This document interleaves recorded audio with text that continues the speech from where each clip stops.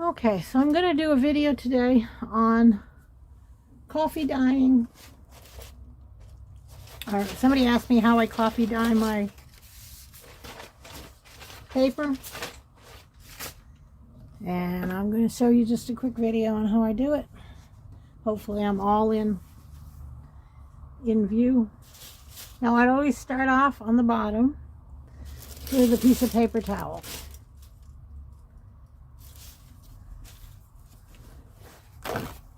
So I'm doing small sheets that I've cut up for a project I'm working on. They're around 5 by 7 and some book sheets too. Okay, so I use these plastic tubs and I just put a little bit in the bottom. Now what I use for my solution, this is not as dark as I usually use because for the project that I'm working on, I'm going to be gel printing over the pages that I stain, so I don't want them as dark as I usually do. So this is just a tablespoon per cup of instant coffee is all it is. And just your standard spray bottle I got from Walmart. And by holding it up like this, I don't get it over. As you can see, I'm not making too much of a mess. I don't get it over everything. And you can see this is a fairly light solution from what I normally do. Now, I'm going to put down 2 pieces of book page for just the bottom layer. I'm going to spray over those. And because they're the bottom layer, I'm going to do a fairly heavy spray on both sides. Some of this I don't want as dark. Like I said, I'm going to be gel printing over the top of these for my project. Now, what I'll do next is I always add something in between the layers to make a print, an imprint on them, even if it's just these small stencils. And it not only makes a print, it makes it easy to pry them apart from the next layer that you put on. Now I'm just going to go over the stencil a little bit. And then the next page I'll use some cardstock.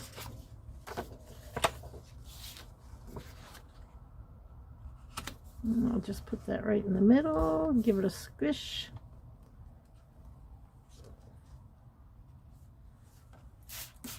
Give it a light spray.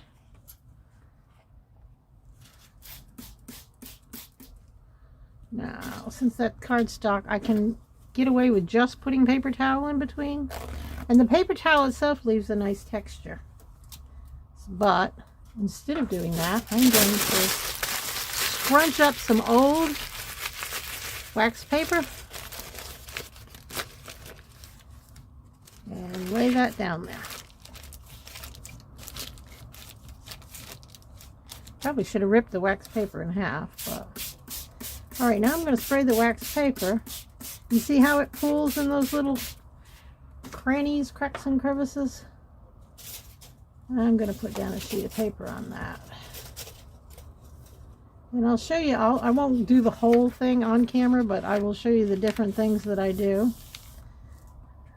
So I'm going to spray that. Lay it down so it can pick up some more.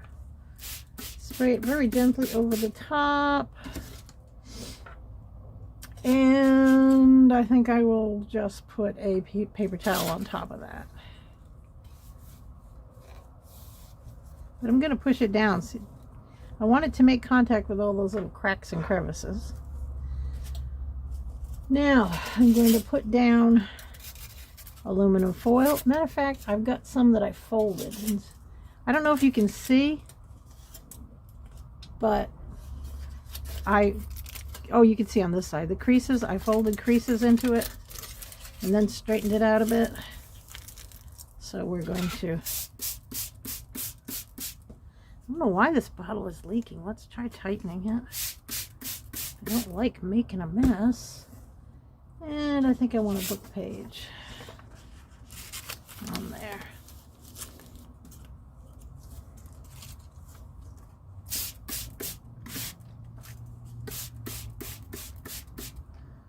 Now I'm going to put another stencil on top. and a page on top of that. Right over the stencil. Now see, those pages would probably stick together. Not really bad. I mean, you can get them apart when they're dry, but now I'm going to put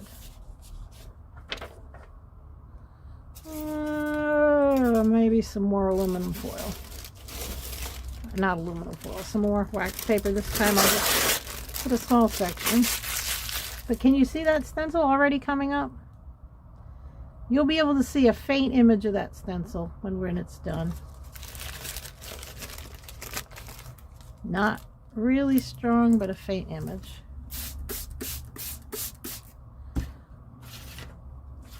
I do need a lot of book page for what I'm doing. This is going, part of this is going into my quote journal, and I want to make some dyed book pages to print over. Now I'm just going to leave the back side of that without spraying it.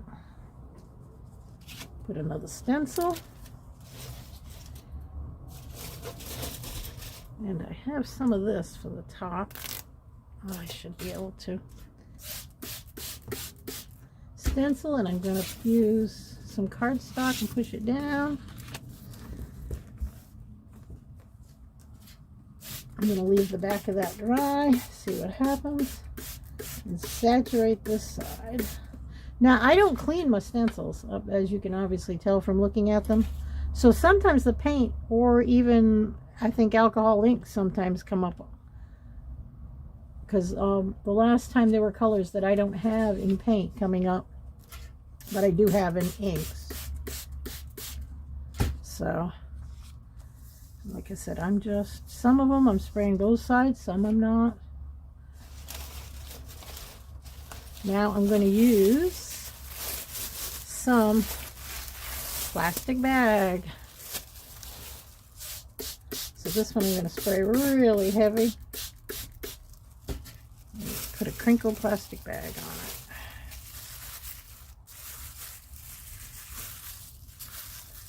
Then spray that part of the bag. And put another page on top of that.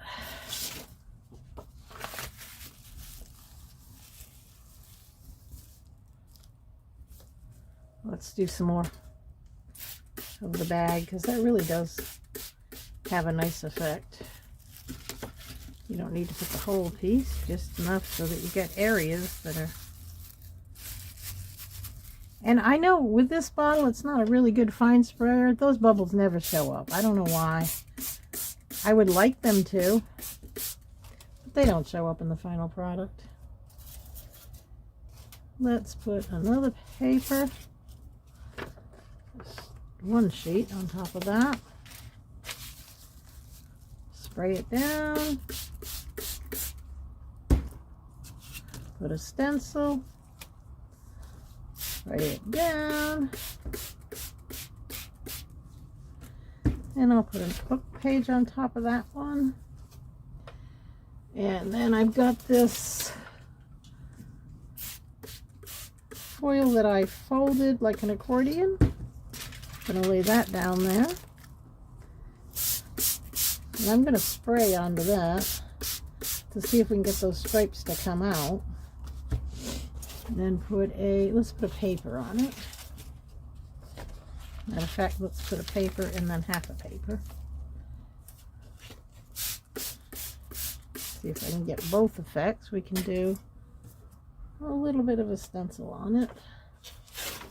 And a book page on this edge.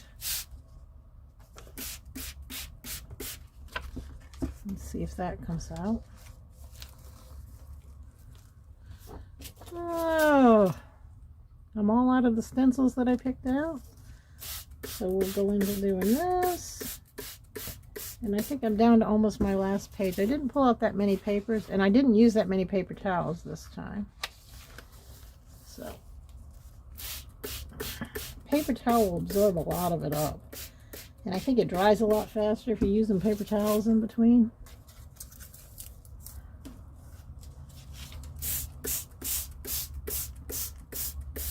I had good luck, not the last time. I didn't use the foils in that the last time. And I'm going to show you the results from the last one, which was mostly stencil results.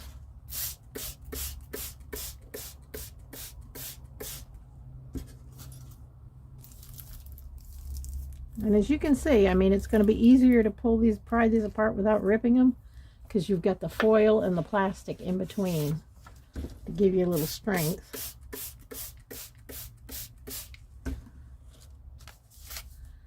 And that's about all I think I'm going to do with this. Maybe plastic on top. Just a small piece of plastic for the top. And that should be plenty. Squish that around. Squish it around so it affects the ones under it too. And that will be it. And I'm just, well, I don't even need a paper towel since I've got plastic on top. Just a little added moisture. I'll put one more. And I just will have a slightly dyed. Now I'm going to push it down. And what I do with it now, there are different ways you can do it. I usually just put a piece of foil on top or a piece of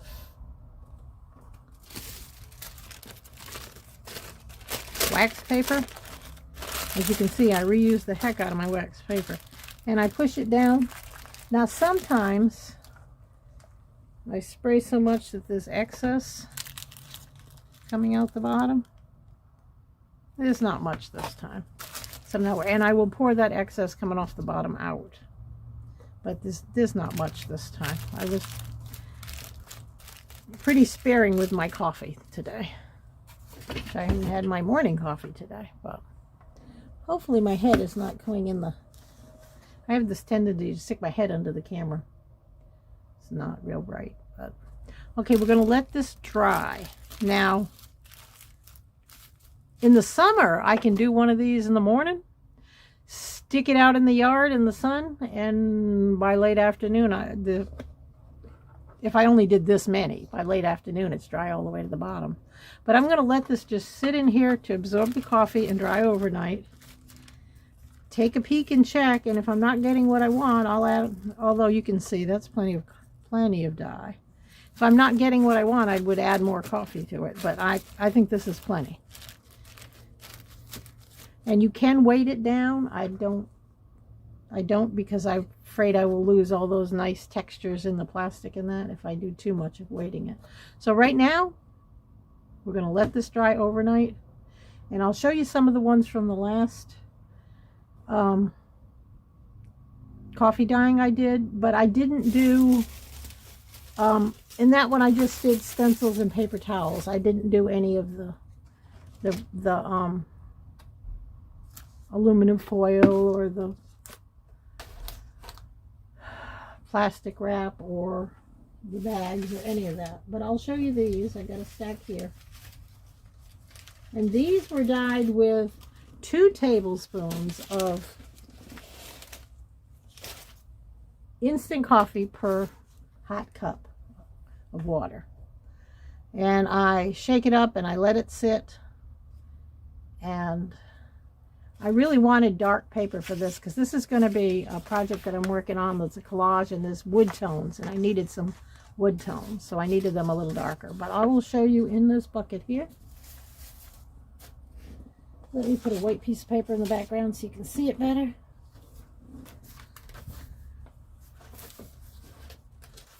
As usual, I'm not totally 100% prepared, even though I thought I prepared myself. Okay, there's some white paper so you'll be able to see it better.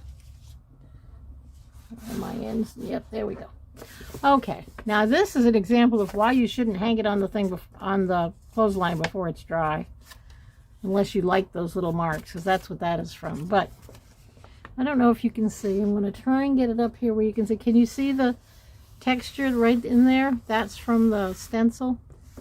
It'll sometimes come through stronger than that, but you can barely see it on this one because I did these so dark. All right, I told you that I don't clean my stencils. This is a stencil. You can see it was like a sunburst stencil over another one on the other side. But can you see the blues and pinks? That's from not cleaning your stuff. And you can see it on this side, I think, even better.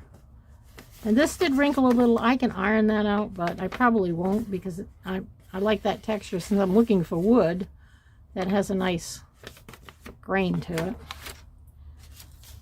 Okay. Now here's another one. This was a round stencil of some kind. You can see the leaves. I hope you can see the leaves. And here's the other side, and you can see there's another stencil I had off to the side. But you can see the slight pinks and purples in it. I hope. Here's another rather plain one, but you can see there's a leaf design right here, which will look nice. I mean, that does look like a wood grain, which is what I was going for on these. That's why I went really dark. I used some, let me pull these out, matte papers, and I'm not really entirely happy the way they came out. I mean, they do look vintage now, but I mean, that one was, the stencil was really not cleaned, you know, all the way through. And as you can see, I mean, you see this nice stuff on the edges, but But this one, I really like the way this one came out. I can see this part is a tree trunk.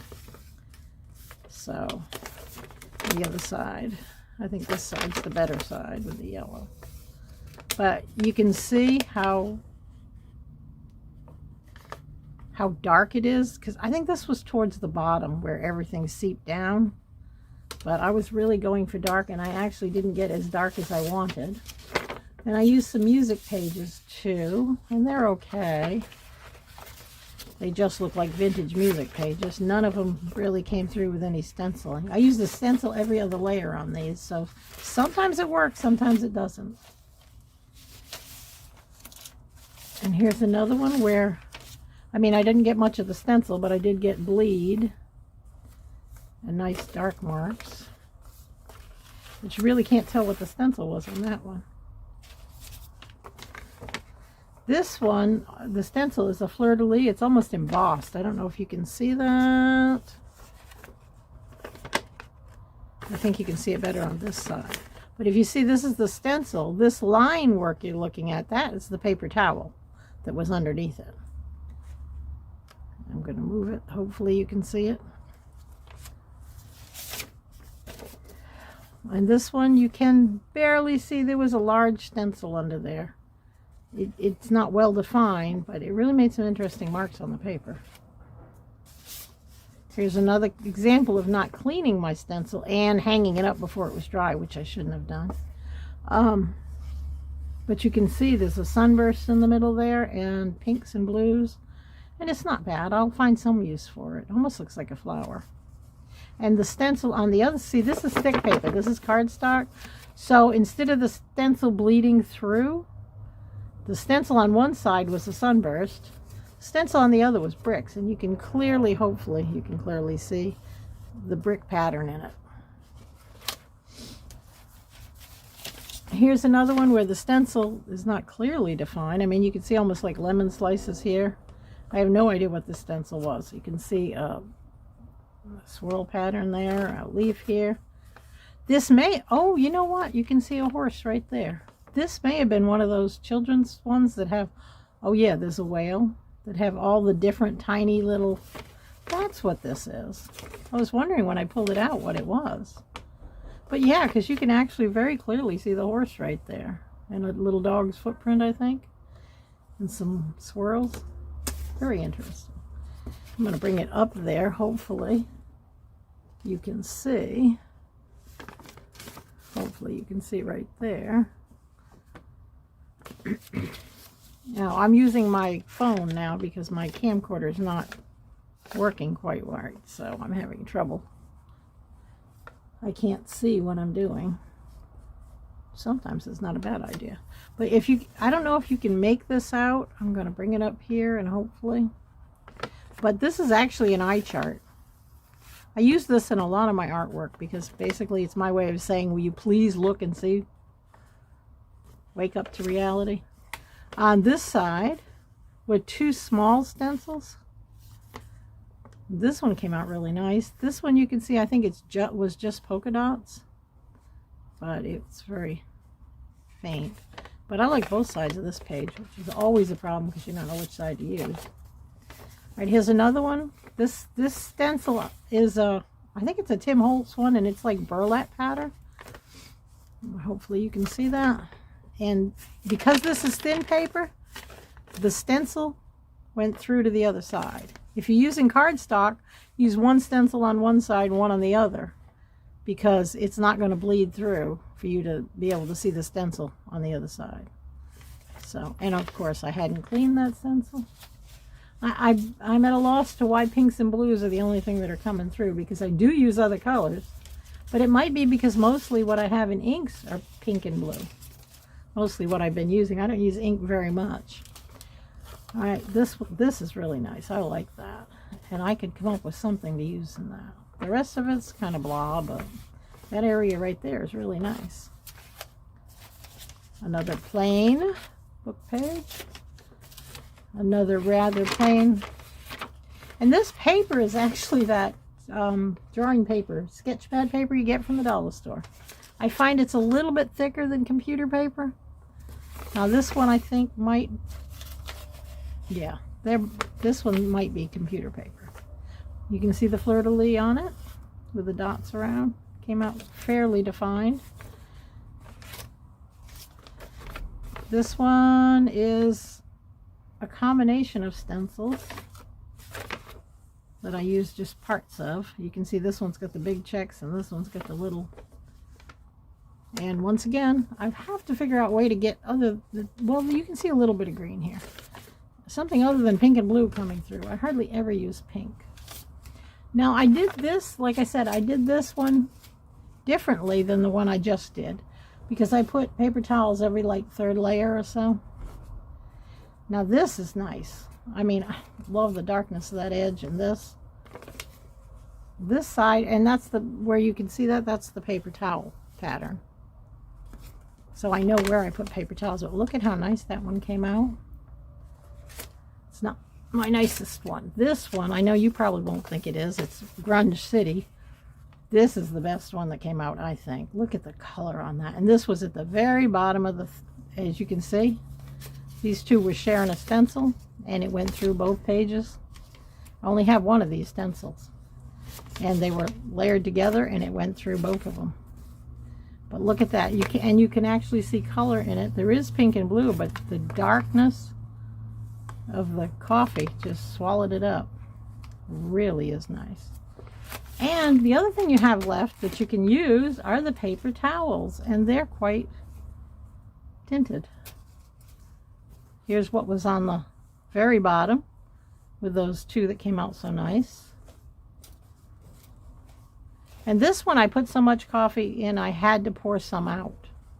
So there was some at the bottom of the pan when I got done, and I had to pour it out. But I let it sit for about 5 or 10 minutes before I poured it out to make sure everything was absorbed. But these paper towels can be used, and these are cheap paper towels, and they have a rough texture to them. They're better for cleaning hands and stuff, and really look nice on a collage, because, you know, you add, well, not in this case color, but if you tint them, you add a color and a texture. And they're very easy to paste down. As you can see, this is the main side where you saw those other patterns. And the back side is the one that's rough on both of them. This is two different kinds of paper towels. Some of them are just the spots. But as you can see, you can use this too. Thank you for viewing this. I hope you enjoyed it. Like I said, I did the two different kinds differently, and I will do a reveal of the other ones when I do. I'm going to do another video on printing on them. What you do with them the same way with gel prints. It's nice to do gel prints. What do you do when you're done with them? That's what the next one's going to be. What can you use these for? So thank you for viewing. I hope you enjoyed it. Try coffee dyeing. I mean, especially if you love the smell of coffee like I do. It's just The whole studio smells like coffee right now, and it's wonderful. Thank you very much for viewing. Please like and subscribe so I can get this channel going. And if you have any comments or questions, I promise you I will answer them unless they're rude.